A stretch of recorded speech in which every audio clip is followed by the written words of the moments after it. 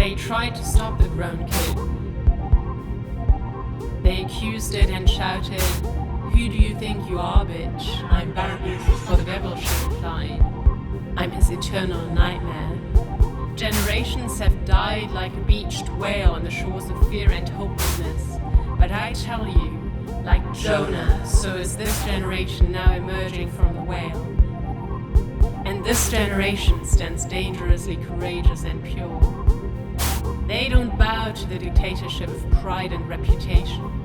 They shout at the saga of the individual and reassemble its bones to walk as one body, swarming like birds. This generation walks and grace strips off its feet, creating angry rivers of limitless love. They will take the earth by storm. They are the storm.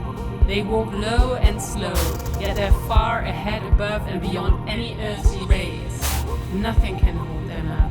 Nothing can constrain them, because they're so critically and intimately detached toward the world. This generation can walk in the darkest of places without seeing its path, because its path sees them. It can distill a signal within the corybantic ecstasy of noise and bleating to unearth landmines in hearts and minds. They bind demons with wisdom and release armies of angels to deliver the captives and to break the debtors' chains. This body of a generation outruns the adversary's budget by eons, because the concept of budget no longer runs them. They own nothing, yet everything belongs to them.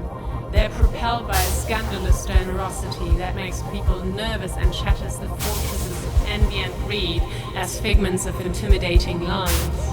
They have long replaced material survival with thriving in the spirit, and they give where the world shouts gain, through a function of factors and not of atoms. Their inheritance is so hot, it cannot be molded into coins and bullions that can be stored away and hidden to enrich only a few. It is so hot it devours those who try to own it and is owned by those who hand it on. This generation places their form on an unshakable wave. Where lies seep in, this generation whispers truth across galaxies, so powerful that it restores the broken and diseased.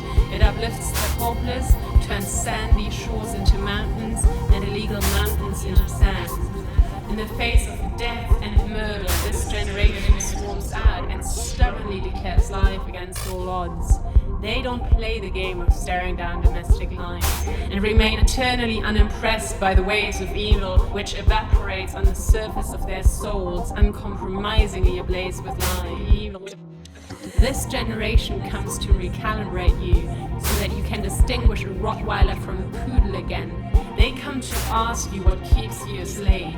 You will hate them because they will reveal to you that you have faith like you have teeth, that your choice is only what or who to put it into. You bow to gods you never thought existed, with a heart that continually shapes new idols. This generation is so real, the faith bows and packs up before them without choice. They don't play along, they see beyond. The thing is, a hole in the boat will remain a hole in the boat. And no matter how many compartments you shut, this generation will see Titanic sink, but will eloquently walk on water. Whilst giant computers try to predict the future by interpreting data of the past, they have a vision and they bring it to pass. This generation is the blank page, the space for a future to take shape, which is not a reshuffled version of the past. They know that it is the cyclic endings, the nothings, the blank pages that are triggered by saltatory dying and resurrecting along the way, the deconstructing and reshaping that gives space for a future that can be absolute other. This generation is a stranger to fear that tries to bind its slaves to wartime reason and sanitized terms, building complex yet seemingly stable categories that are traded as respectable tools. This generation refuses to render itself cold and rigid like the concepts and structures they're surrounded with. In their swiftness, they testify that it is against our being to concern ourselves with solidification and the solidifying. It doesn't fall for the doomed reflex of generating fantasies and realities of worldly destruction, of dissolution for the sake of restructuring a coded area on the surface of the material world. They inhabit the source code, and the source code inhabits them. Ceaselessly, they restructure their architecture of spirit and, in turn, of the world. But the constant phase shifter they have long identified, and they have bound the political counts of fear, uncertainty, and doubt.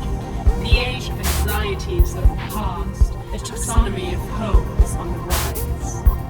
This generation reminds you how one woman translated the national news of the stolen election on TV to its deaf public, how the signs of her hands spoke the truth in criminal praise, whilst the tongue of another spread a crafted lie. They learned how deaf people who communicate by signs only stirred up a revolution until new elections have been held.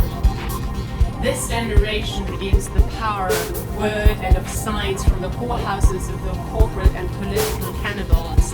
What they declare into being becomes, because this generation talks to the future. When their thinking and being appears homeless and the world tries to bind their heads into wreaths, the cozy grammar gently dissolves before their eyes, and words rain through them like songs creating unknown places. Shuruku sabayaraka, suruku shabayaraka shuruka, suruku shalakum yukai kilaka shuruku, uruku sabah, uruku harai, uruku sabai, uruku sa.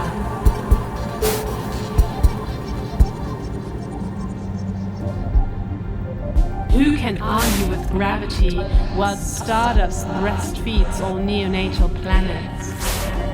Who can bind the chains of Pleiades or loose the cords of Orion? This generation never intended to bring a revolution.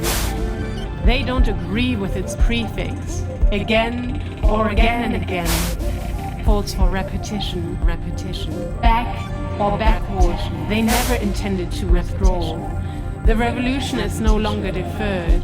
It is made obsolete by their provolution, moving forward and outward and beyond. These kids get on their knees to somersault forward. They are the provolution whether you like it or not. They act.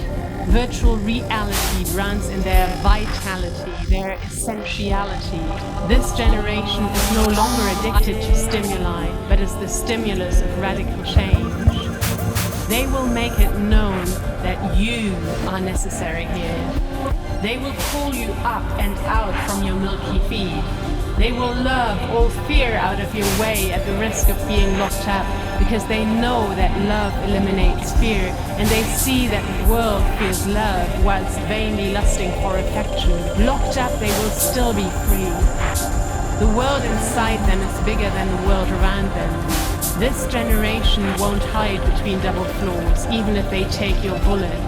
They don't care about the ancient concept of death, because the self has long been dead to them to commit to the other, to bring this to pass. They don't care about the ancient concept of death, because they radically embrace the concept that our existence is a continuous dying toward, a dying forward, and a willing and wanting to die over and over again, where the beginning always comes last. Bitch, what do you mean? I mean, this is not Disneyland. Lean in, lean ahead of yourself. Uncurl in somersaulting provolution, or else you won't see your own shores where you also once lay stranded, before you learn to feast on clouds and move as a storm, shaping the horizon of the world that lives in the power of the instead.